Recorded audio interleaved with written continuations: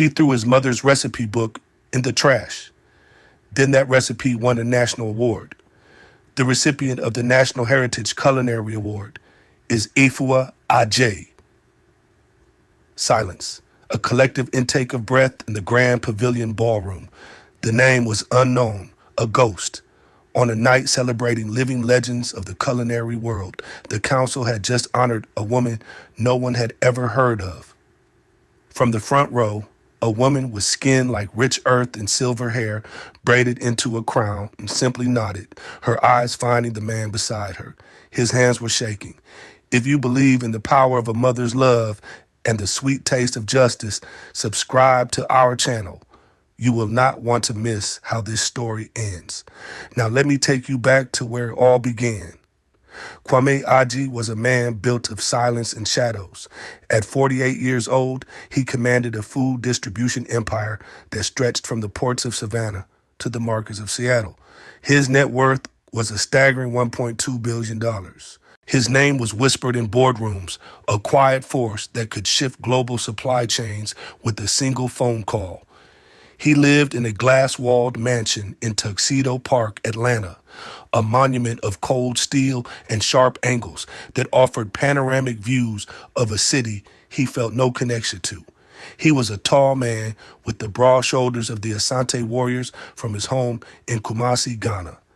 His skin was the color of dark, polished mahogany, and his eyes held a deep, still weariness. He wore custom-tailored Tom Ford suits that cost more than most cars, but he moved in them as if they were borrowed robes, never quite settling into the immense wealth he had created. For all his power, Kwame was a ghost in his own life, haunted by the memory of a warmth he could no longer find. That warmth had a name, Efua, his mother. Efua Adjei had not been a titan of industry. She had been a titan of the kitchen. Her domain was a small, perpetually steaming room in their family home in Kumasi, where the air was always thick with the scent of simmering groundnut soup, frying kelewele, and the earthy perfume of pounded yam. She had taught him that food was not merely sustenance, it was memory, it was language, it was the only love that could be given and received without a single word. When she passed, all Kwame had left of her was a single, precious artifact, a thick, leather-bound journal. Its pages were soft and warped from years of steam and stray splashes of palm oil. Her elegant, looping script filled every page, detailing recipes, not in sterile measurements, but in stories. A pinch of salt, like the first tear of a new bride, one entry read. Stir the egusi until it sighs, said another. The book was not a collection of instructions. It was the repository of his mother's soul. It smelled of her, of home. He kept it in his sterile, minimalist office, a single splash of color and life in a world of gray. And then there was Priya. Priya was Kwame's wife. She was everything his mother was not. Where Efua was warm earth, Priya was polished ice. Her beauty was a stunning architectural achievement, constructed from Chanel foundations, Dior gowns, and meticulously maintained hair extensions that cascaded down her back in a perfect, unnatural wave.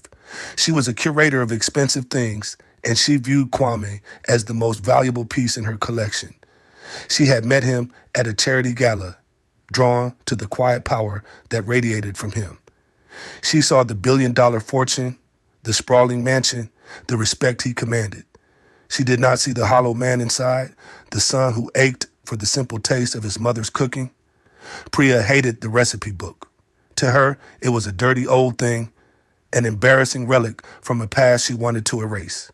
She was from a wealthy Nigerian family herself, but she had spent her life running from the very traditions Kwame cherished. She hosted lavish dinner parties in their Atlanta mansion, serving minuscule portions of French cuisine on enormous white plates. Her friends were the wives of bankers and tech moguls, women who spoke of summers in the Hamptons and winters in Aspen. In this world, a worn, oil-stained recipe book from a village in Ghana was not just out of place. It was an offense. The first time it happened, Kwame thought it was a mistake. He came home from a grueling 10-day business trip to Asia, his body aching for rest. All he wanted was to sit in his office, open the book, and breathe in the faint scent of his mother's hands. But it was gone. Panic, cold and sharp, seized him. He searched his desk, his drawers, the bookshelves. Nothing. He called for Priya, his voice tighter than usual. She strolled into the office, a silk robe draped over her shoulders, holding a glass of champagne. "What is it, darling?" "You're making a scene." "The book. My mother's book. It was on the desk." She waved a dismissive hand, the diamonds on her wrist catching the light. "Oh, that thing. The housekeeper must have finally thrown it out with the rest of the trash. It was falling apart, Kwame. And honestly, it was an eyesore." Kwame felt the blood drain from his face. He didn't say a word. He turned and walked out of the office, out of the house, and went straight to the large bins at the edge of their manicured property. His hands that signed nine-figure deals, began tearing through bags of garbage. He ignored the smell, the coffee grounds, and discarded leftovers. He just searched. There it was, stuffed between a pizza box and a pile of designer shopping bags. A dark, wet stain was spreading across the leather cover. Coffee, it seemed. He pulled it out, cradling it to his chest like a wounded bird. He walked back into the house, past his wife, who was watching him with a look of pure disgust, and locked himself in his office. He spent an hour carefully dabbing the pages with the soft cloth, his heart a cold, heavy stone in his chest. The book was damaged, but it was alive. It was rescued. But he knew with a certainty that chilled him to the bone that it could not stay here.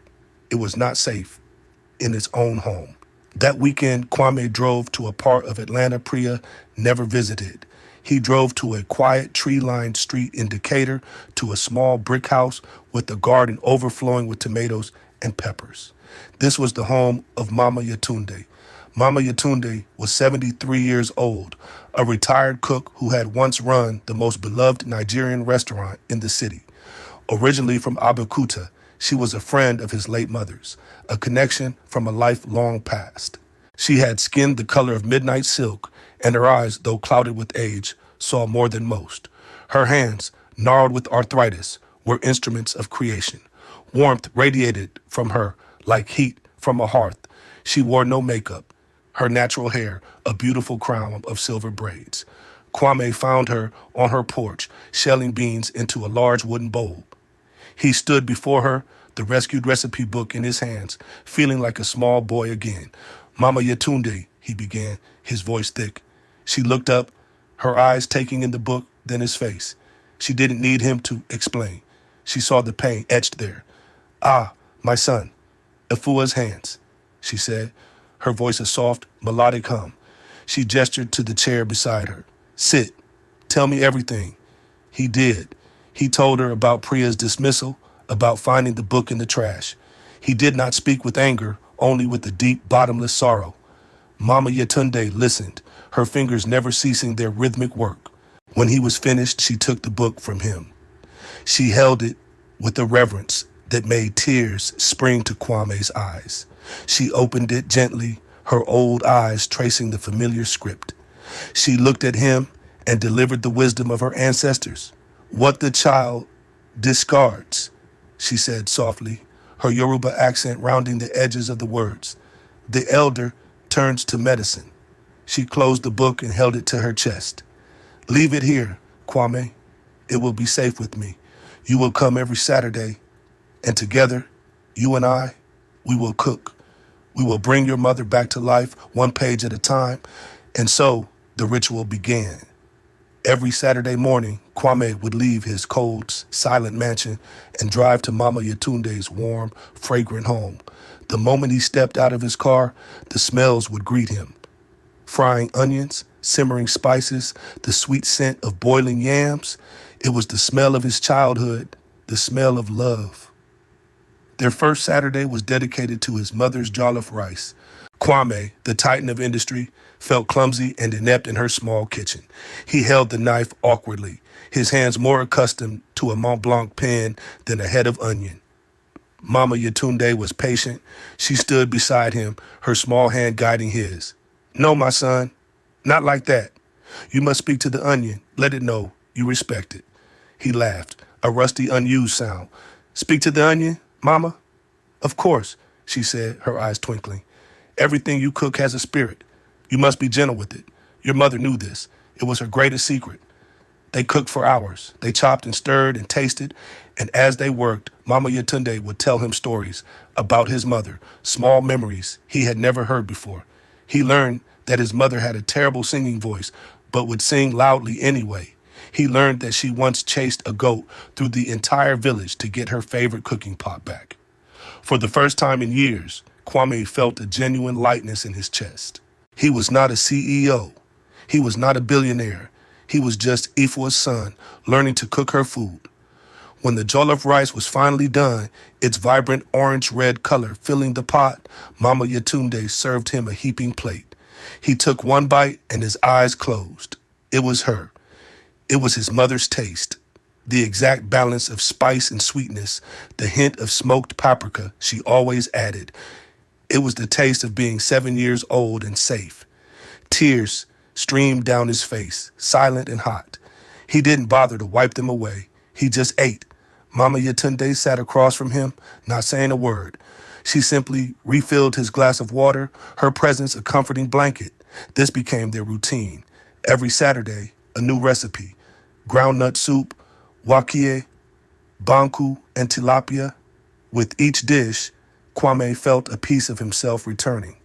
He was reconnecting with his roots, with the memory of a love that was pure and unconditional. But back in his mansion, the chill remained. Priya's contempt for his heritage had not softened. It had sharpened. She saw the change in him on Saturdays, the faint smell of palm oil that clung to his clothes, the quiet contentment in his eyes, and she despised it. The first dinner party was in October. Priya had invited a dozen of Atlanta's wealthiest couples. The theme was an evening in Paris. The catering was Michelin-starred. The champagne was Cristal. Kwame sat at the head of the long marble table, feeling like an actor in a play he hadn't rehearsed. One of the guests, a banking executive named Charles, turned to him. Kwame, my man, Priya tells me you're quite the foodie. What's your favorite dish? Before Kwame could answer, Priya let out a tinkling, condescending laugh. Oh, Charles, you mustn't ask him that. His tastes are rather rustic. She looked down the table at Kwame, her smile a slash of red lipstick. He's been spending his weekends trying to recreate these primitive recipes from his mother's old village cookbook. All that heavy, oily stew. It's so unsophisticated. The table went quiet. A few people shifted uncomfortably. Kwame felt the blood pound in his temples. He said nothing. He simply picked up his wine glass and took a long, slow sip. The word stung. Primitive. It was a dismissal not just of the food, but of his mother, his home, his entire identity. After the guests left, the silence in the house was heavy and suffocating. Priya was in their enormous walk-in closet, admiring a new Birkin bag that had been delivered that day, a $40,000 piece of leather. Kwame stood in the doorway. Why did you do that, Priya? She didn't turn around. Do what? State of fact? Darling, we live in a billion-dollar world. We can't be serving pounded yam and goat meat to our guests. We have a certain image to maintain. It's not about serving it to guests, he said, his voice low. It's about respect. Respect for my mother.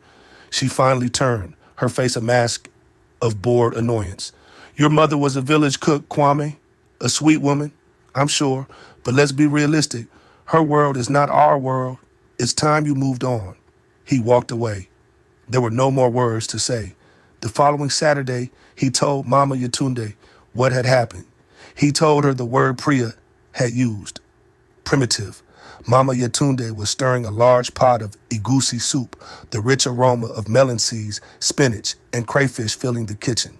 She stopped stirring and looked at him, her eyes sharp. There is nothing primitive about the food that raised a king, she said, her voice firm. The soil that grows the yam is not primitive. The fire that cooks the soup is not primitive. And the love a mother puts in her food is the most powerful force in the universe. Do not let a shallow stream mock the depth of the ocean. She ladled a bowl of the thick, savory soup and placed it before him, alongside a perfectly smooth mound of pounded yam. Eat, she commanded.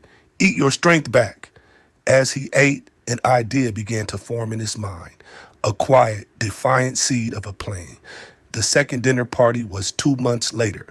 This time, Priya was celebrating the acquisition of a new abstract painting, a chaotic splash of colors that had cost $250,000.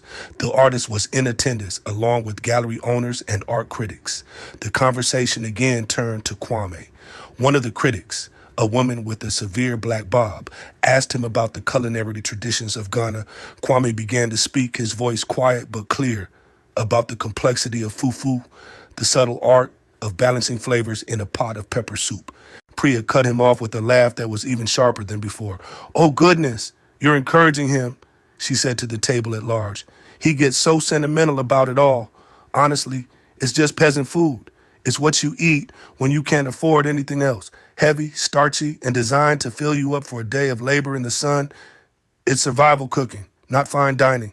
She patted Kwame's hand. "Isn't that right, darling?" This time, the insult was sharper, more public. Peasant food. He could feel the pitying glances from around the table. He looked at Priya, at her perfectly made-up face and her cold, empty eyes, and he felt nothing. The last embers of affection he might have held for her had turned to ash. The next day, he put his plan into motion. He made a series of quiet phone calls, leveraging the power he so rarely used for personal reasons. He spoke to food historians, to culinary institutes, to the heads of prestigious foundations. He told them a story about a lost culinary tradition, about a woman whose genius had been confined to a small village kitchen. He sent them translations of his mother's recipes, pages filled with her poetic, soulful instructions. He did it all under a pseudonym, creating a foundation to sponsor the research. He wanted the work to be judged on its own merit, not by the weight of his name. Meanwhile, his Saturdays with Mama Yetunde continued. They were his sanctuary. Every week after he left her house, she would pack a container for him. It was always the same thing, her own egusi soup and a portion of pounded yam. "For your week," she would say. "A man cannot live on air and insults." He would try to pay her. He would offer her cash, try to write her a check.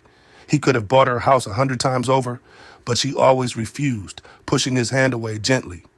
"My son, this is not for sale," she would say, her eyes soft but firm. "This is from my heart to yours. It is a gift from one mother to the son of another. You cannot put a price on that." This simple act, this weekly gift of food, was the kindest thing anyone had done for him in years. It was a sacrificial gift of her time, her energy, her ingredients. And it was a constant, tangible reminder that he was not alone, that he was still loved. The final dinner party was the worst. It was New Year's Eve. The house was filled with over 100 people. A jazz band played by the pool. Priya was in her element, floating through the crowd in a glittering gold Balmain gown. She had cornered Kwame near the champagne fountain with a group of her friends. She was holding court, telling a story about a disastrous trip they had taken to Paris. "The food was divine, of course," she said, "but Kwame was miserable. He kept complaining that he wanted something spicy. Can you imagine? In Paris, the culinary capital of the world. And he's craving some fiery, crude village concoction." She turned to him, her voice dripping with mock sympathy. "Darling, what is it you call that soup you love so much? The one with all the seeds and sludge?" Sludge. The word was a physical blow. It was the ultimate dehumanization of his mother's memory. Crude, sludge, peasant food, primitive. The word echoed in his head, a litany of contempt. He looked at her, and for the first time, he spoke back in front of her friends. His voice was dangerously quiet. "The soup is called egusi, and it is the food that fed the people who built the pyramids of our culture while your ancestors were still learning to count." He turned and walked away, leaving Priya standing there, her mouth agape, her friends staring in stunned silence. The party continued, but something had irrevocably broken. He went to his office, took out the container of egusi Mama Yetunde had given him, and ate it cold, straight from the container. It tasted like defiance. It tasted like freedom.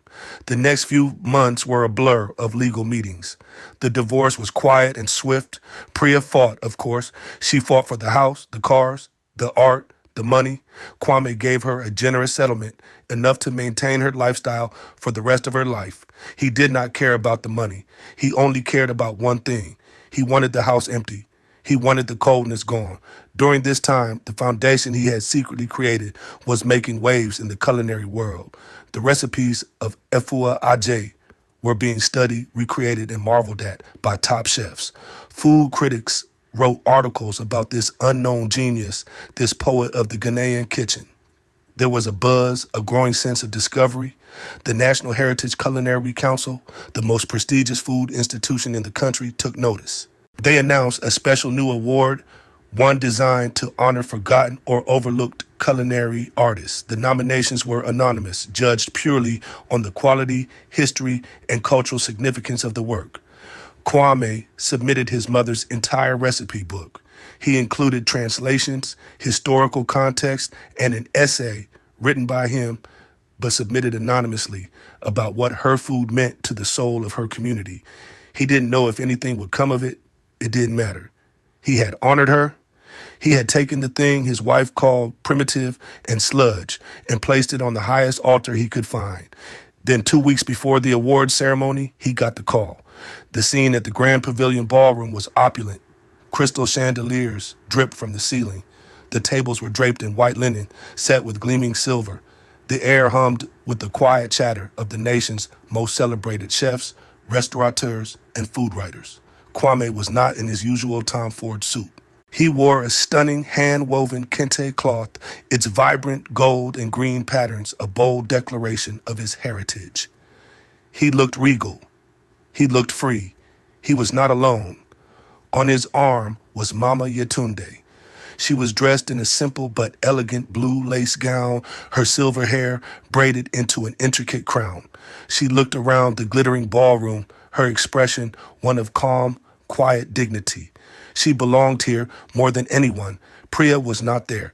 After the divorce, she had moved to New York, trying to force her way into an even more exclusive social circle.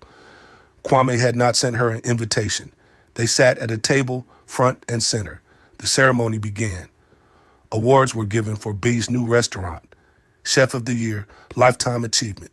Finally, the president of the council, a distinguished man with a booming voice, stepped to the podium to announce the final award of the night. This year, we have created a new honor, he announced, the National Heritage Culinary Award, to recognize a voice from the past that speaks to our future, a voice that reminds us that the most profound culinary traditions are often born not in grand restaurants, but in the heart of the family home. He paused, opening an envelope. A hush fell over the room. The council reviewed submissions from all over the country, representing dozens of different cultures, but one stood out for its poetry, its soul, its profound connection to the land and its people, for a recipe for egusi soup that our own chefs have called a masterpiece of flavor and technique. Kwame's heart hammered against his ribs. He reached over and took Mama Yetunde's hand. Her hand was steady in his. The recipient of the National Heritage Culinary Award is Efua Adjei. The name hung in the air. A ghost, unknown. But the council president was smiling, and accepting the award on her behalf is her son, who has worked tirelessly to preserve her legacy, Mr. Kwame Adjei. Applause, hesitant at first, then growing stronger, filled the room. Kwame stood up, his legs unsteady.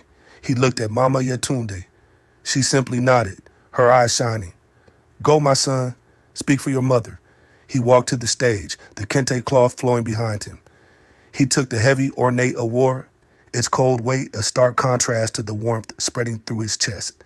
He stepped to the microphone and looked out at the sea of faces. Thank you, he began, his voice clear and strong.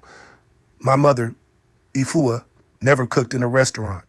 She never wrote a cookbook for publication. Her kitchen was 4 walls in a small house in Kumasi, Ghana. Her audience was her family. Her payment was our smiles. He paused, taking a breath. I want to tell you a story. For years, I kept my mother's handwritten recipe book on my desk. It was my most prized possession, but I lived with someone who did not understand its value. To her, it was an eyesore. Gas rippled through the crowd. At our dinner parties, she would mock my mother's food. She called it primitive. More murmurs. People were leaning forward in their seats. She called it peasant food. The room was utterly silent now. The last thing she ever called it, before I decided my life had to change, was sludge. He let the ugly word hang in the air. He saw the shock, the outrage on the faces in front of him. But while I was living in that cold house, he continued, his voice softening, there was another woman, an elder, a keeper of our traditions. Her name is Mama Yetunde. He turned and gestured to his table. A spotlight found Mama Yetunde. She simply inclined her head with regal grace. Every week, for over a year, I would go to her home, and together we would cook my mother's recipes. We brought her spirit back to life in that small kitchen. And every week, Mama Yetunde would give me a gift, a container of her own egusi soup, the very dish being honored tonight, a dish to give me strength. She never asked for a penny. She said it was a gift from her heart, a gift that cannot be bought. His voice broke. Thick with emotion, he cleared his throat and stood tall. This award is for my mother, Efua, but the honor belongs to Mama Yetunde. She is the one who took what was discarded and turned it into medicine. She is the living embodiment of our heritage. Mama Yetunde, please, will you join me? The applause was deafening. It was a roar, a standing ovation. Every single person in that ballroom was on their feet, their faces turned to the elderly Nigerian woman in the blue lace dress. Kwame walked down from the stage and escorted her up. He handed her the award. She held it, her old wise eyes sweeping across the room. The applause went on and on. It was a wave of love, of respect, of recognition. It washed over them, cleansing all the old wounds. Later that night, long after the crowds had dispersed, Kwame and Mama Yetunde sat alone at their table. The waiters had cleared everything, but they had left a single white tablecloth. In the center of the table, under the soft lights of the empty ballroom, sat the award, and beside it, Efua's recipe book. Mama Yetunde reached out a gentle hand and opened the book. She turned the oil-stained pages, her fingers tracing her old friend's handwriting. Kwame sat beside her, his shoulder brushing against hers. He was not a billionaire. He was not a titan of industry. He was just a son, sitting beside a mother, a book of memories open between them. He was home. Months passed. Kwame's foundation, now public, poured millions into preserving culinary traditions from across the African diaspora. He opened a community cooking school in Decatur, run by Mama Yetunde, teaching young people the recipes of their ancestors free of charge. The mansion in Tuxedo Park was sold. Kwame bought a smaller, warmer house not far from Mama Yetunde with a large kitchen and a garden out back. One rainy Tuesday afternoon, Kwame was visiting the school. He was in the kitchen, watching a group of teenagers laugh as they learned to pound yam. Mama Yetunde was showing them the proper rhythm, her movements still fluid and strong. The front door opened and a woman stepped inside, shaking a cheap umbrella. She was thin, her face etched with the weariness that no amount of makeup could hide. Her clothes were simple, off the rack. It was Priya. She saw Kwame and froze. Her eyes darted around the humble community center, a look of confusion and disbelief on her face. Her life in New York had not gone as planned. The money was running out faster than she had anticipated, and her social climbing efforts had failed. She was adrift. She had heard about the award, about Kwame's new life, and had come seeking something. She wasn't even sure what. Kwame just looked at her. There was no anger left, only a kind of distant pity. Mama Yetunde saw her too. She wiped her hands on her apron and walked over to the front desk, where a pitcher of water and some cups were sitting. She poured a glass of water and walked toward Priya. Priya flinched, as if expecting a harsh word, a dismissal. But Mama Yetunde simply held out the glass. Her voice was the same gentle, melodic hum it had always been.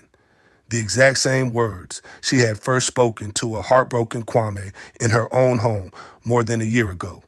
"Welcome," she said softly. "Sit. Let me get you some water." Priya stared at her.